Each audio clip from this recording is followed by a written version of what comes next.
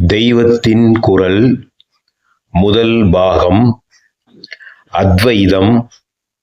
தலைப்பு துக்கச் சுமை குறைய வழி.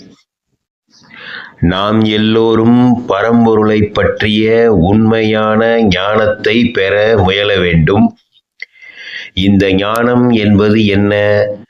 பரம்பொருளைத் தவிர வேறெதுவுமே இல்லை என்பதுதான். அந்த ஒன்று இத்தனையாகவும் தோன்றுகிறது. இத்தனையான தோற்றங்களிலேயே மனசை செலுத்திக் கொண்டிருந்தால் சஞ்சலம், ஏற்றத்தாழ்வு இவற்றால் உண்டாகும் கஷ்டங்கள் எல்லாம் ஏற்பட்டு கொண்டேதான் இருக்கும். இத்தனை தோற்றத்திலிருந்தும் மனசை திருப்பி இவற்றுக்கு காரணமான ஒன்றையே அறியத் தொடங்கினால் எண்ணமும் பலவாக ஓடி அவதிப்படாமல் சஞ்சலங்கள் ஓயும். ஒரே வஸ்து என்ற பின் சஞ்சலிக்கவோ ஏற்றத்தாழ்வுக்கோ இடம் ஏது? அந்த நிலையிலேயே நித்திய சுகத்தை பெறலாம். இந்த நிலையைத்தான் ஞானம் என்கிறோம். உலக வாழ்வில் கூட சுகம் வருவது போல் இருக்கிறது. ஆனால் அது நித்தியமாக நிலைத்து நிற்பதில்லை. வெளியிலிருந்து வருகிற சுகத்தை நாம் எப்படி சாஸ்வதமாக்கிக் கொள்ள முடியும்? வெளியிலிருந்து வருவது நமக்கு சுவாதீனப்படாமல் நம் கைவிட்டு ஓடியும் விடும். அப்போது அதனால் கிடைக்கிற சுகமும் போகத்தான் செய்யும். இப்படித்தான் இந்த நிமிஷம் சுகமாக இருப்பது அடுத்த நிமிஷமே மறைகிறது. அடர்ந்த மரத்தின் கிளைகள் ஆடுகிற போது இடுக்கு வழியாக கொஞ்சம் வெளிச்சம் வந்து பாய்ந்துவிட்டு அடுத்த நிமிஷமே நிழல் வந்து மூடிக்கொள்வது போலத்தான் உலகத்தின் துன்பத்துக்கு நடுவில் கொஞ்சம் கொஞ்சம் சுகம் தலையை எட்டி பார்த்துவிட்டு ஓடிவிடுகிறது.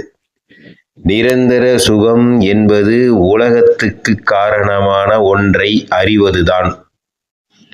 உலக வாழ்வில் சகல மனிதர்களுக்கும் அளவில்லாத கஷ்டங்கள் உண்டாகத்தான் செய்யும்.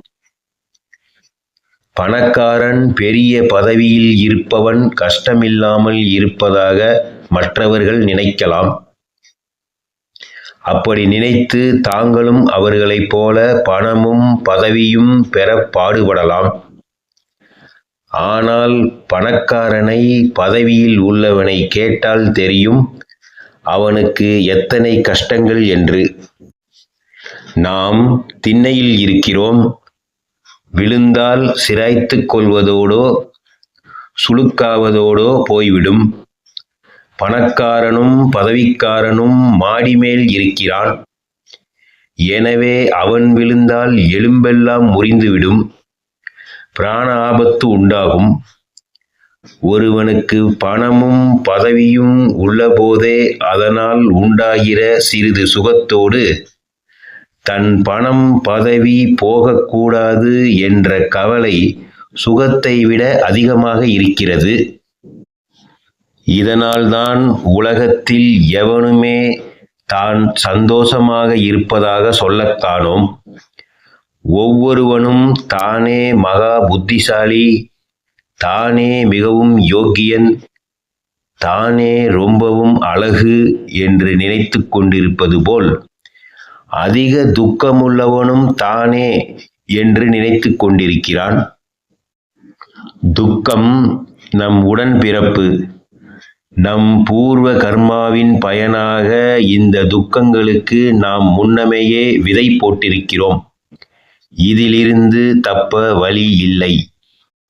ஆனால் கர்மத்தினால் ஏற்படும் கஷ்டத்தை பொறுத்து கொண்டு சாந்தமாக இருக்க வழி உண்டு. புதிதாக கர்ம மூட்டையை பெருக்கிக் கொண்டு எதிர்காலத்தில் கஷ்டத்தை அதிகமாக்கிக் கொள்ளாமல் இருக்க வழி உண்டு. முதலில் சொன்ன ஞானம்தான் அந்த வழி. சித்த பிரமை பிடித்து ஜடமாகிவிட்டால் கஷ்டம் தெரிவதில்லை. பைத்தியத்தின் கஷ்டம் வேரூன்றி நிற்பதில்லை. ஆனால் சித்த பிரமையில் நித்திய ஆனந்தமும் இல்லை. தூக்கத்தில் துக்கமில்லை, ஆனால் தூக்கத்தில் சுகமாக இருக்கிறோம் என்ற அறிவு இல்லை. ஞானிதான் எப்போதும் விழிப்பிலேயே இருந்து கொண்டும் சாசுவத சுகியாக இருக்கிறான். அவனது தேகத்தில் சிரமங்கள் இல்லை என்பதில்லை. ஆனால் அவனுடைய மனத்தில் கிளேசமே இராது. வெளியில் இருக்கிற சிரமம் அவன் உள்ளே பாதிப்பதே இல்லை.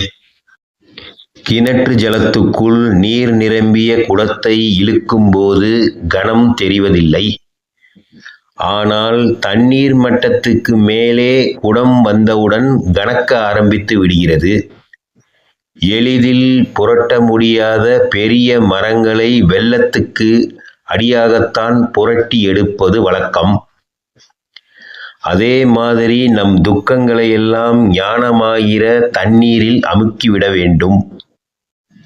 அப்போதும் துக்கஹேதுவான விஷயங்கள் இருக்கத்தான் செய்யும். ஆனால் ஜலத்துக்குள் இழுக்கிற குடம் மாதிரி அப்போது துக்கம் பரம லேசாகிவிடும்.